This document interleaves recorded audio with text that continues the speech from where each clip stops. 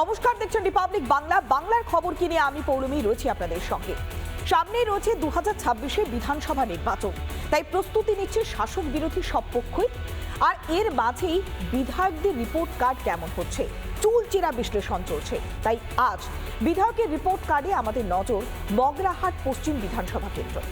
2011 সাল থেকে এই জায়গার দখলে রেখেছে রাজ্যের শাসক দল তৃণমূল কংগ্রেস। সেখানকার 3 বারের বিধায়ক গিয়াসউদ্দিন মোল্লা, তিনি কি এলাকার কোনো উন্নয়ন করতে পেরেছেন? আদৌ কি কোনো উন্নয়নের খতিয়ান তিনি তুলে ধরতে পেরেছেন? দেখুন। সবটা করতে পেরেছি, কিছু বাকি আছে। পেঁয়াজগঞ্জ থেকে নীলকুঠি গোটা রাস্তাটাই টোটালটাই খারাপ হয়ে আছে। এখানে যখন ভোট আসে সামান্য কিছু টাকা দিয়ে রাস্তা করে দেয়, দুদিন হয় না সে রাস্তা উঠে চলে যায়। টাকা নিয়ে সব লুটে খাচ্ছে আর আমরা গরিবরা মরছি। প্রেসারের ওষুধ নেই, মানে স্বাস্থ্য পরিষেবাও ঠিক মতো পাচ্ছেন না। একদম না। এলাকায় যে বিধায়ক উন্নয়নের কথা বলছে, আপনি কি মনে করছেন? তো বেকার বলছে দাদা। এই রাস্তাটা যখন হলো তার 10 দিন পর থেকেই পিচ ওঠা আরম্ভ হয়ে গেল। আমরা গিয়েছিলাম বিধায়ক গিয়াস মোল্লার কাছে। গিয়াস মোল্লা জানিয়েছেন তিনি রাস্তাঘাটের উন্নতি করেছেন, কিন্তু এই যে পেঁয়াজগঞ্জ থেকে 6 কিলোমিটার রাস্তা নীলকুঠি পর্যন্ত রাস্তার একেবারে বেহাল অবস্থা। এখানে বড় বড় খোয়া উঠে গেছে। এই যে দাদা, এই যে যাচ্ছেন রাস্তার কন্ডিশন কেমন? খারাপ রাস্তা, দেখতে তো পাচ্ছি খারাপ রাস্তা। বিধায়ক বলছে যে রাস্তাঘাট কমপ্লিট করেছেন।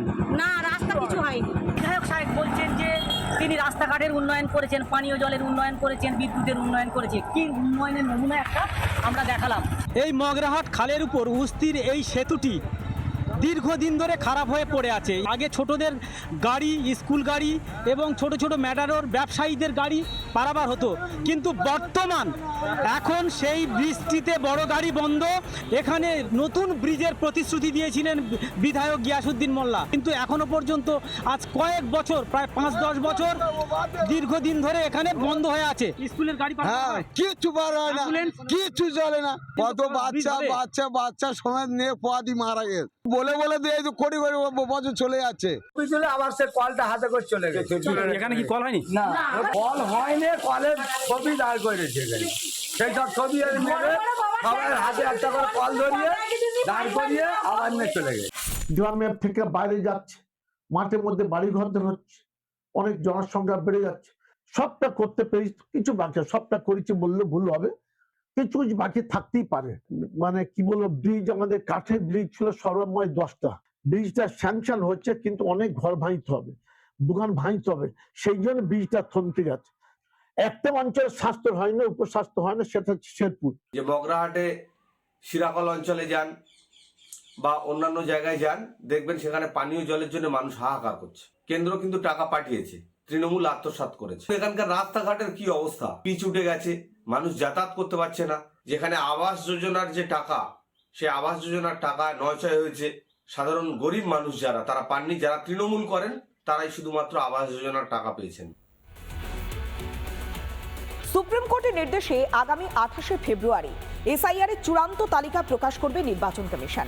তবে তার আগে জট কাটাতে বিভিন্ন রাজ্যের অবসরপ্রাপ্ত বিচারকদেরকে নিয়োগ করবার নির্দেশও দিয়েছে সুপ্রিম কোর্ট। সেই অনুযায়ী ঝাড়খণ্ড এবং ওড়িশা থেকে বিচারকরা তারা কিন্তু নিয়োগ হচ্ছে এবং তারা কাজে যোগ দিচ্ছেন। তবে এর মাঝেও রাজ্যের পক্ষ থেকে বারবার বাধা, আর সেখানে ভাষা নিয়ে যে বারবার বিরোধিতা করেছিল রাজ্য, তা কিন্তু সুপ্রিম কোর্টের ধোপে টিকল না। এসআইআর প্রক্রিয়া শেষ করাই এই মুহূর্তে লক্ষ্য সুপ্রিম কোর্টের, এবং সেই জন্য রাজ্যের বিচারকরা তারা এসআইআর এর নথি যাচাইয়ের কাজ করবেন, এটাই সুপ্রিম কোর্টের নির্দেশ। শুধুমাত্র রাজ্যের বিচারকরাই নয়, ভিন রাজ্যের যারা বিচারক তাদেরকেও এই নথি যাচাইয়ের কাজে নিয়োগ করা হচ্ছে, এবং সেটাই সুপ্রিম কোর্টের নির্দেশে বলা হয়েছে। কিন্তু এক্ষেত্রে কল্যাণ বন্দ্যোপাধ্যায়, তৃণমূলের যিনি আইনজীবী, তিনি যুক্তি খাড়া করার চেষ্টা করেন, কার্যত কুযুক্তি খাড়া করার চেষ্টা করেন যে যদি ভিন রাজ্য থেকে বিচারকরা এসে এই কাজ করেন সেক্ষেত্রে ভাষা সংক্রান্ত কিছু সমস্যা হতে পারে। কিন্তু সেই ওজোর আপত্তি এতটুকুও ধোপে টিকল না সুপ্রিম কোর্টে। সুপ্রিম কোর্টের তরফ থেকে পাল্টা যে যুক্তি দেওয়া হলো, সেখানে বলা হয়েছে যদি দিল্লি থেকে বা হরিয়ানা থেকে বিচারকদের আনা হতো সেক্ষেত্রে হয়তো ভাষা সংক্রান্ত সমস্যা হতে পারত, কিন্তু যেহেতু ঝাড়খণ্ড এবং ওড়িশা একসময় বাংলারই অংশ ছিল, সেই জন্য ভাষাগত কোনো সমস্যা এক্ষেত্রে তো হওয়ার কথা নয়। ঝাড়খণ্ড এবং উড়িষ্যা থেকেও জুডিশিয়াল অফিসারদের তিনি এই কাজে লাগাতে পারবেন। গোটা প্রক্রিয়া তাহলে কি বোঝাচ্ছে? যে যা যা হয়েছে সবই যা হওয়া উচিত ছিল তার বাইরে। বিচারক আছেন, তারা ভয় পেয়ে যাচ্ছেন বিভিন্ন জায়গায় যেতে, তারা যে কোনো সময় আক্রান্ত হতে পারেন, তারা নিরাপত্তাহীনতায় ভুগছেন, তারা সিআইএসএফ চাইছেন। তা ভিন রাজ্য থেকে আসবে, প্রক্রিয়া কিন্তু শেষ করতে হবে। কেন গুজরাটে ভিন রাজ্য থেকে বিচারকের প্রয়োজন হয়নি, কেন তামিলনাড়ুতে হয়নি, কেরলে হয়নি, আর কেন পশ্চিমবঙ্গে হচ্ছে, কেন উত্তরপ্রদেশে হয়? আজকে তার উত্তর পশ্চিমবঙ্গের মানুষ চাইছে। এভাবেই সুপ্রিম কোর্টের তৃণমূলের এবং কল্যাণ বন্দ্যোপাধ্যায়ের যাবতীয় যুক্তি, ওজোর, আপত্তি, কুযুক্তি খারিজ হয়ে গেল। ক্যামেরায় শম্ভুর সঙ্গে বিশাখা, রিপাবলিক বাংলা, কলকাতা। সিইও দপ্তরে যান বিরোধী দলনেতা শুভেন্দু অধিকারী। শুভেন্দু অধিকারীকে দেখার পরে অসভ্যতা করা শুরু করে তৃণমূলপন্থী বিএলওরা। এমনকি বিরোধী দলনেতা শুভেন্দু অধিকারীকে দেখে রীতিমতো জুতো দেখানো শুরু করে এই তৃণমূলপন্থী বিএলওরাই। আর এই ছবি দেখার পর একটাই প্রশ্ন সামনে আসছে, মমতা বন্দ্যোপাধ্যায়ের জামানায় এই বাংলার এ কোন সংস্কৃতি? বিরোধী দলনেতা তিনি ইলেকশন কমিশনে ঢুকেছেন এবং ঠিক অন্যদিকে তৃণমূলপন্থী যারা বিএলওরা তারা বিক্ষোভ দেখাচ্ছেন এবং যখন শুভেন্দু অধিকারী এলেন তখন কিন্তু তাদের হাতে যে জুতো, সেই জুতো দেখতে পাওয়া গেল। বিজেপিকে ভয় পায়, শুভেন্দু অধিকারীকে ভয় পায়। এই কলকাতা পুলিশ ডেকে এনেছে, দালাল আছে সুপ্রতিম সরকার, কিছু করতে পারবে না। ছবিগুলো তুলে রেখেছি, এপ্রিল মাসের পরে ভালো করে হবে। আমি এফআইআর করবো, দেন এটা সবগুলোর নামে এফআইআর করছি।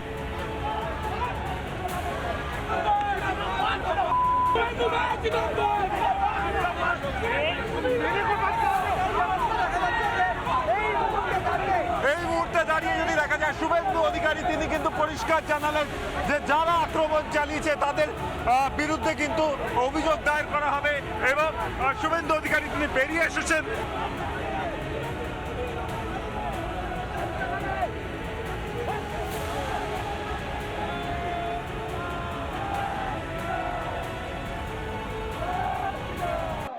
এই ধরনের আচরণ আমরা কখনোই বরদাস্ত করি না বা এই ধরনের আচরণকে আমরা কখনো সমর্থন করি না। ধরো সরকারি কর্মচারী, বিএলও যারা আছেন, নির্বাচন কমিশনের আন্ডারে যারা কাজ করছেন, তাদের এই আচরণটা অত্যন্ত অশোভনীয় বলে আমরা মনে করছি। এটা তৃণমূলী সংস্কৃতির সঙ্গে যায়, তৃণমূল বলেই তাদের কালচারটা কিন্তু এরকম।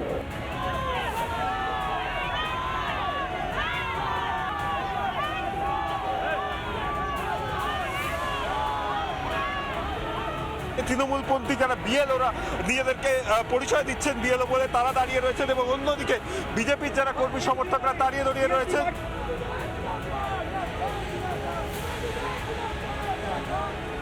দুষ্কৃতিমূলক যে আচরণ তার বিরুদ্ধে করা হয়েছিল সেটাকে গুন্ডাদের মতো আচরণও কিন্তু তিনি বলেন। ক্যামেরায় পার্থসারথী রায়ের সঙ্গে অর্ণব মজুমদারের report, Republic Bangla, Kolkata. Supreme নির্দেশ মেনে এসআইআর এর কাজে যোগদান করেছেন বিচারকরা। ইতিমধ্যেই তারা কাজ শুরু করে দিয়েছেন, আর তার মাঝে বিভিন্ন জায়গায় আদালতে হুমকি, মেল, বোমাতঙ্ক। আর এর পেছনে ষড়যন্ত্রের গন্ধ পাচ্ছে বিরোধীরা। অবিলম্বে জাতীয় তদন্তকারী সংস্থা এনআইএ কে দিয়ে তদন্ত করা প্রয়োজন, সেই দাবি করলেন বিরোধী দলনেতা শুভেন্দু অধিকারী।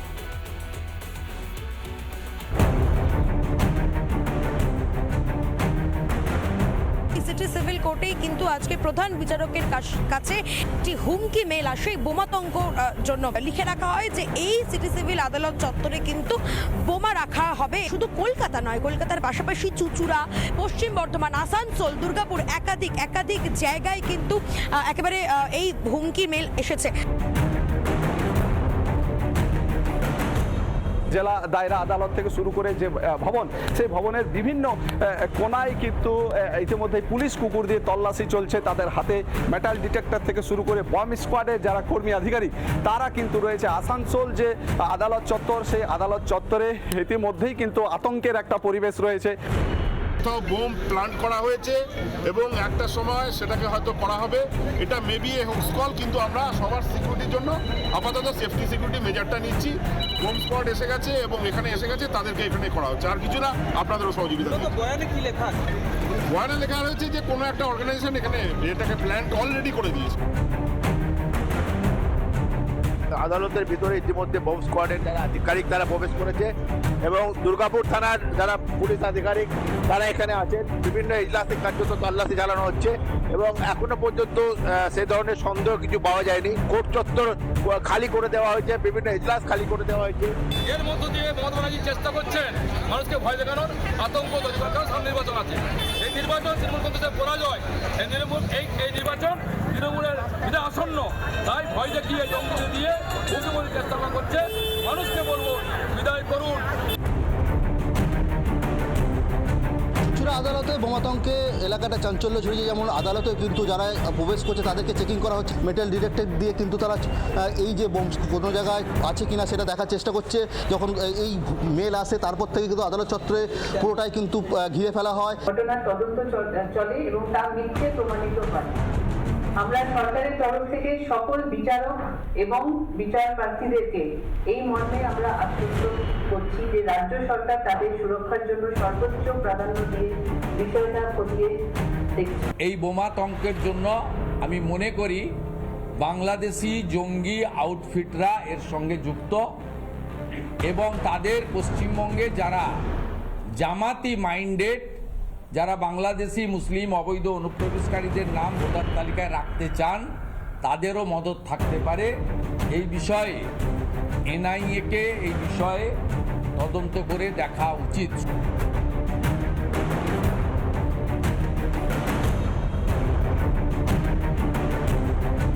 মুর্শিদাবাদের বহরমপুর জেলা আদালতে আজকে বোমাতঙ্কের একটা ঘটনা ঘটে এবং চারিদিকে একটা হট্টগোল শুরু হয়ে যায় এবং সেই আতঙ্কে পুলিশের প্রশাসন থেকে পুরো কোর্ট চত্বর ঘিরে রাখা হয়। কুকুর দিয়ে সার্চিং করা হয়, সমস্ত কিছু মেটাল ডিটেক্টর দিয়ে সার্চিং করা হয়েছে।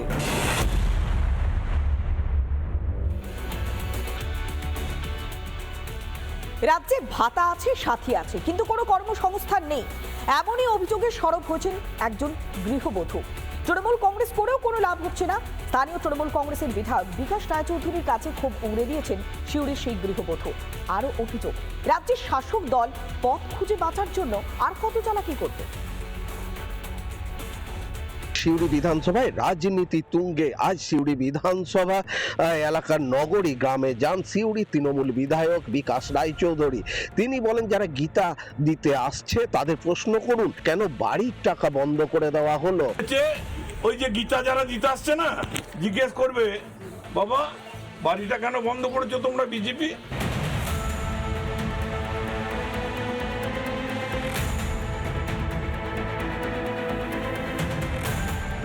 মমতা ব্যানার্জি আপনাদের জন্য যেটা করছেন সেটা একটু মনে রাখুন। আর শুধু যারা আসছে শুধু বলছে গীতা দিলাম অমুক দিলাম তমুক দিলাম, আসল কাজটা করুন। বলুন আমরা দিলাম 100 দিনের কাজ বন্ধ আছে, সেই কাজটা চালু করলাম। আবাস যোজনা সেটা বন্ধ করেছি 4 বছর, আমরা চালু করলাম। এই নিয়ে কিন্তু তৃণমূল কংগ্রেসকে খোঁচা দিচ্ছে বিজেপি। দেখুন, নির্বিকাশ বাবু সিউড়ির বিধায়ক চরম ভয় পেয়েছে। গীতা বিলিকেও বলছে যে গীতা দিয়ে পেট ভরবে না। দুর্ভাগ্যের বিষয়, লম্পট, দুশ্চরিত্র, কাটমানিখোর, দুর্নীতিবাজ যে দল আপনাদের, সেই দলের কোন এক কর্মী বলছে বিজেপি এলে ঝেঁটিয়ে বিদায় করবেন। আপনাদের ক্ষমতা থাকলে ঝেঁটিয়ে বিদায় করবেন। সম্প্রতি সিউড়ি বিধানসভা এলাকার বিভিন্ন গ্রামে গিয়ে গীতা বিলি করেছিলেন বিজেপির রাজ্য সহ সভাপতি জগন্নাথ চট্টোপাধ্যায়। গতকাল তিনি এই নগরী গ্রামে গিয়েছিলেন। আজ পাল্টা ওই গ্রামে ডোর টু ডোর ক্যাম্পেনিং এ যান বিকাশ রায়চৌধুরী। এটা তোমার যদি 9 পাস করা ছিল থাকে তাহলে এটা পাবে। এই তো 18,000 টাকা পাবে, বছর 18,000 টাকা পাবে। চাকরি তো 2 কোটি চাকরি তো দেয় না। নদী কত বয়স? 61 এগুলো এফিডেভিট করে ঠিক করো, সরকারি নিয়মে তো করতে হবে বাবা, সবাই পাবে তোমরা।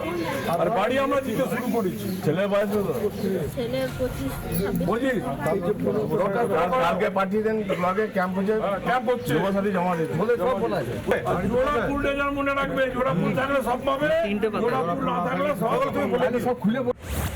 আমি বললাম আমার ছেলেকে মাধ্যমিক উচ্চ মাধ্যমিক দিয়ে পাস করিয়ে দেশে আছে, ছেলেকে কিছু পাই নাই, তার জন্য বললাম আমার স্বামী কিছু পাই নাই, তো তার জন্য বলা হলো একদম যারা লেখাপড়ায় নাই তারাই কাজ নিয়েছে।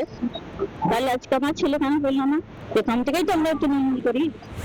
বিজেপি তৃণমূল কেউই যে 1 ইঞ্চি জমিও ছাড়বে না তা কার্যত তারা বুঝিয়ে দিচ্ছে। বীরভূম থেকে মনোরঞ্জন চট্টোপাধ্যায়, রিপাবলিক বাংলা।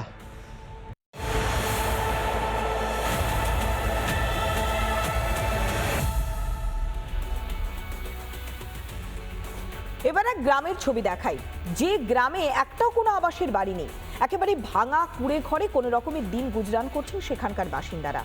বাঁকুড়ার সবর গ্রামে দারিদ্রতার এক নির্মম ছবি।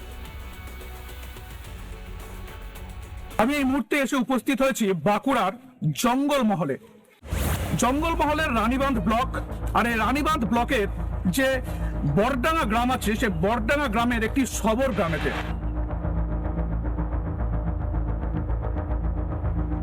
এই যে আমার পাশে যে বাড়ির ছবিটা দেখাচ্ছি, এই হচ্ছে তাদের বাড়ি, অর্থাৎ আদিমতম আদিবাসীর বাড়ি।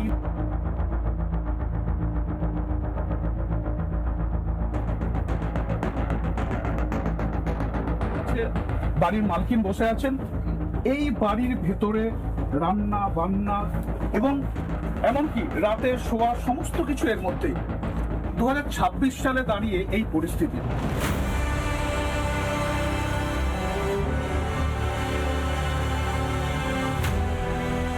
আমরা বলি আমাদের দেশ এগিয়ে যাচ্ছে, আমাদের রাজ্য এগিয়ে যাচ্ছে, কিন্তু এটাই কি তার ছবি? আমি অন্য কাছ থেকে জানার চেষ্টা করব যে এই মধ্যেই আপনারা বসবাস করেন। এখানে রান্না কথাই করেন এই ঘরে। এই পরিস্থিতি আমার ক্যামেরা পার্সনকে বলবো, এই জায়গাটা অর্থাৎ মেরে কেটে 4 ফুট থেকে 5 ফুট, তার মধ্যে রান্না বান্না সমস্ত কিছু এই জায়গাটা থেকেই হয়। আর এই যে জায়গাটা বলতে দেখাচ্ছি আমি, এখানেই থাকতে হয় এই সবর জাতির মায়েদেরকে। তা হচ্ছে বাস্তব চিত্র, এর মধ্যেই বসবাস করতে হয়। আমার ক্যামেরা পার্সনকে বলবো, এই হচ্ছে সবর জাতির বাড়ি। ভেতর থেকে আকাশ দেখা যাচ্ছে, ভেতর থেকে সূর্যের আলো এসে পৌঁছাচ্ছে। আবার এই দিক দিয়ে রাত্রেবেলায় যদি বৃষ্টি হয়, সে বৃষ্টির জল এই দিক দিয়ে পড়ে। তোমরা কিভাবে জীবনযাপন করছেন? এখন তো করতে হবে, এখন আমাদের এখানে তো বাবা নাই, তো মারা গেছে, তাহলে এখানে আমাদের বনবাস করতে হবে। বাড়ি কেন করেননি আপনারা? আমরা পাইনি। কি এসে একবারও জিজ্ঞাসা করেন যে আপনারা কিভাবে বসবাস করছেন? না, কেউ জিজ্ঞাসা করেনি। এমনি ভোটের সময় আসবে গাদা গাদা, এখন এমনি বাড়ির সময় কেউ আসবে এখানে বাড়ি দেখতে। অ্যাকচুয়ালি কি হয়েছিল, এর আগেবারে যে সার্ভেয়ারের সময়তে বেশ কয়েকটা মৌজা আমাদের এলাকায় সার্ভে হয়নি, সেক্ষেত্রে ওই দুটো জায়গা তো আছে। মুখ্যমন্ত্রী হয়তো জানেন না, বা এখানকার যিনি বিধায়ক আছেন তিনিও একজন আদিবাসী, নাম জ্যোৎস্না মান্ডি। তিনি বছরের পর বছর ধরে তিনি এখানকার প্রতিমন্ত্রীর দায়িত্বেও আছেন, তিনি কি এসব দেখতে পান না? প্রতিটা সবর ঘর পাওয়ার উপযুক্ত, একদম উপযোগী বেনিফিশিয়ারি, কিন্তু এখানে যে 16টা পরিবারের মধ্যে 16টা পরিবারে একটা পরিবারের জন্য ঘর এলো না। নাম আছে সে গ্রামে, একটিও মেলেনি আবাস যোজনার বাড়ি। কেন মিলবে না? তারা সবর বলে কেন তারা বঞ্চিত থাকবে? কিভাবে চলবে তাদের সংসার, কিভাবে বসবাস করবে তারা, সেটাই এখন দেখার। বাঁকুড়া রানীবাঁধ থেকে মৃন্ময় পান, রিপাবলিক বাংলা।